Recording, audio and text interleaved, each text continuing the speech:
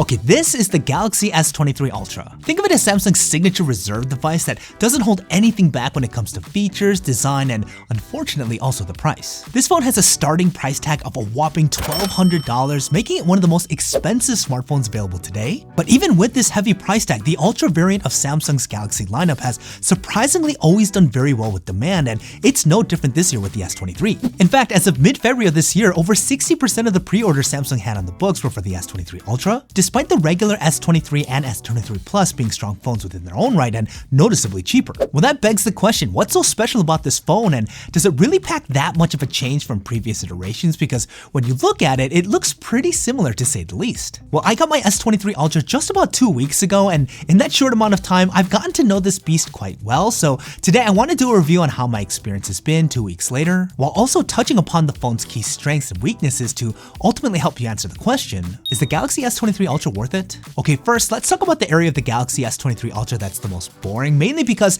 it's near identical to last year, and that's its physical design. So yes, you'd be hard-pressed to tell the difference between this and the Galaxy S22 Ultra even if you were up close, but that's not necessarily a bad thing. Formerly taking over the Note's form factor last year, the S23 Ultra continues to boast a very distinct, very premium look and feel. You get the unapologetically large frame with its signature flat top and bottom and those pointed corners. You get a matte finish on the glass panel as well for a more subdued, muted look. You get a massive 6.8-inch display that's virtually all screen minus the tiny hole punch cutout for the front-facing camera. And of course, this being the Ultra, you get the integrated Galaxy S Pen nestled into the frame itself for easy storage and access. Well, how would you be able to identify this as the Galaxy S23 Ultra and not something else? Well, you can start with the easiest way, and that's with some of its new colors. This new green colorway is one of them, but you can also get it in a new lavender or cream. I do like this color. It's more of a darker jungle green than the alpine green Samsung went with last year, and I think it does a good job of adding a bit of stealthiness to an already aggressive design, and it looks great. Now, the other ways to identify this as the Galaxy S23 Ultra are a bit more subtle. For example, the camera lenses on the back are also slightly larger than last year's, and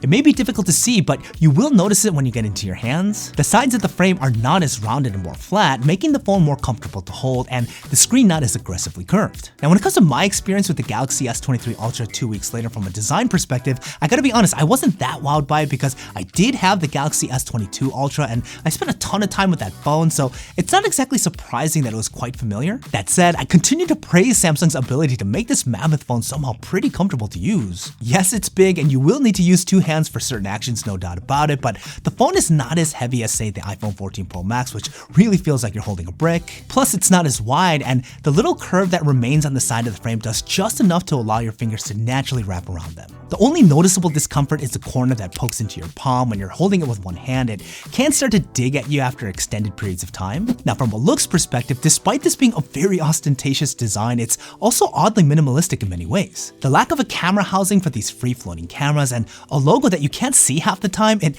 doesn't give the phone a lot of unique physical identifiers that a lot of phones have. Now, I hate to sound like the old man screaming at the TV, but I gotta say it, I still prefer the design of the S21 Ultra with that integrated camera housing. That felt distinctly more Ultra to me, and though I do like the current design, I wish they continued down that direction rather than adopting the Note's design. But let's get into the most engaging part about the Galaxy S23 Ultra, and definitely a main reason why people will shell out the extra dollars for this device, and that's the phone's massive display. It's a sprawling 6.8-inch Quad HD AMOLED panel that comes in at a tack-sharp resolution of 3088 by 1440, and it's pretty incredible, I'm not gonna lie. Consuming content with this phone is a dream as everything comes off sharp with rich, vibrant colors. You get great contrast with those inky blacks, and I mentioned this earlier, but because this is an edge-to-edge design, it's one of the most immersive user experiences you can get on any phone right now. And because the frame is not as rounded on the sides as before, the display is flatter than previous iterations, which I do appreciate. It reduces the chance of accidental touches, and in my opinion, it makes the phone look a bit more polished and refined. You also get access to an improved in-display fingerprint reader that seems to have a larger sensor for easier authentication. It's still one of the fastest and to me least intrusive fingerprint scanners on any phone.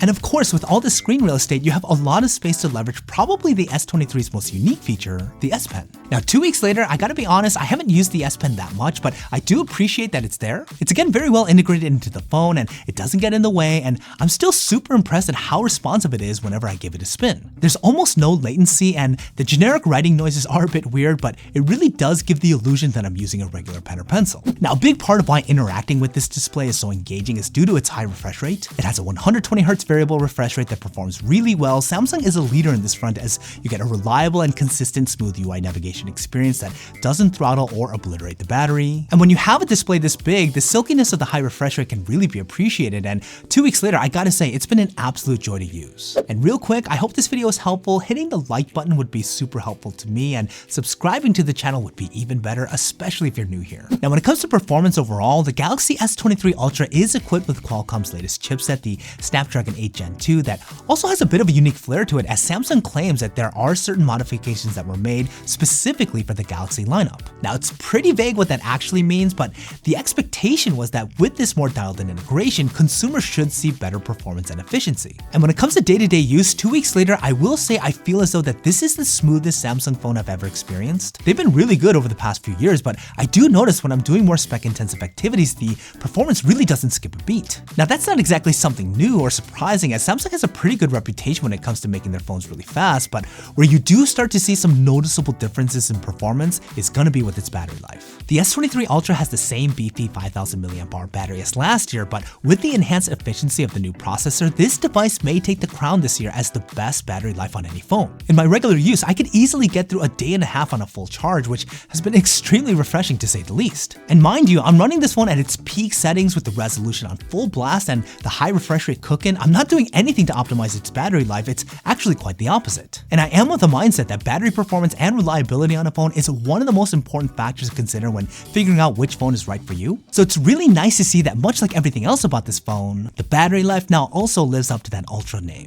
And that brings me to the last area of the Galaxy S23 Ultra that, again, could look like it hasn't gone through a lot of change, but actually has seen a lot of improvement, and that's its camera quality. The Ultra still boasts 4 cameras on the back, but they've all been upgraded on the S23. You get an insane 200 megapixel primary wide angle sensor, a 12 megapixel ultra wide, and a 3x and 10x optical zoom, both clocking in at 10 megapixels. And to round it out, you also have a 12 megapixel selfie camera on the front as well. And even though they may look the same on the outside, 2 weeks later, I'm happy to say that the image quality improvements here are legit noticeable, as they're sharper across the board, and it gives you just outstanding range of focal lengths. You have so much flexibility on how you want to frame up a shot, and you can stand confident that it's gonna likely come out looking really good. Now, for clarification, by default, the main sensor is not utilizing all 200 megapixels on the sensor when taking an image. It picks up and creates something more equivalent to a super 12 megapixel photo, but one that's super sharp even when punched in quite a degree. The selfies also come out really well. I've been impressed with the portrait mode shots, as the subject separation is on point, and even though it is a lower megapixel count than last year, it's definitely improvement in my opinion. Now, when it comes to video, this is probably the most significant improvement I've seen in a very long time from Samsung, if I'm being completely honest. And I want to temper that last statement by saying that's more a reflection of video quality really seeing no change in my opinion in many years on the Galaxy lineup, rather than this being some sort of breakthrough improvement. Generally speaking, the quality here mirrors the same improvements as the still image photography, as the footage is sharper in a much more natural way, not because of digital sharpening that Samsung overdid in the past. They've also gotten way better with stabilization. You could literally be running around shooting and the footage comes out like it was on a gimbal. And I'm happy to say it's not nearly as jiggly as it would come out in the past with all that digital stabilization Samsung would layer on. And I do really enjoy using the 8K video mode now, as the crop isn't nearly as aggressive as it was before, and generally the quality here is really good. It's not as good as what the iPhone can do in this arena, but this very well may be the runner-up, which is saying a lot because video capability on phones is a really big deal right now. So with that, I realize I haven't said really anything bad about the Galaxy S23 Ultra, and to be honest, it's because there's really not much there that is. The only thing that comes to mind is the high price tag, as this phone is super expensive, and an argument could be made that it's not the best value phone out there when you have devices like the Pixel 7 Pro or even the regular S23s. But 2 weeks later, I have a much better understanding of why people will go the extra mile for this phone. It really is the epitome of the word premium in virtually every way, and even though this may look like a familiar device, there's enough improvements in the areas that really matter that makes this phone a pretty solid home run for the here and now. Now, time will tell if these early high marks will hold, but it looks as though the other heavy hitters in the game got a lot of work cut out for them, because the S23 Ultra just set the bar pretty high early in the year. But hey, that's just me, and I want to know what you guys think. What do you guys think about the Galaxy S23 Ultra? Are you a fan of the luxurious, albeit expensive variant? Or do you think it's not worth the heavy price tag? Curious to get your thoughts. Let me know what you guys are thinking in the comments down below. Now, if you're interested in seeing how the Galaxy S23 Ultra stacks up against the Pixel 7 Pro and the regular S23s, check out these videos here so you can be as informed as possible.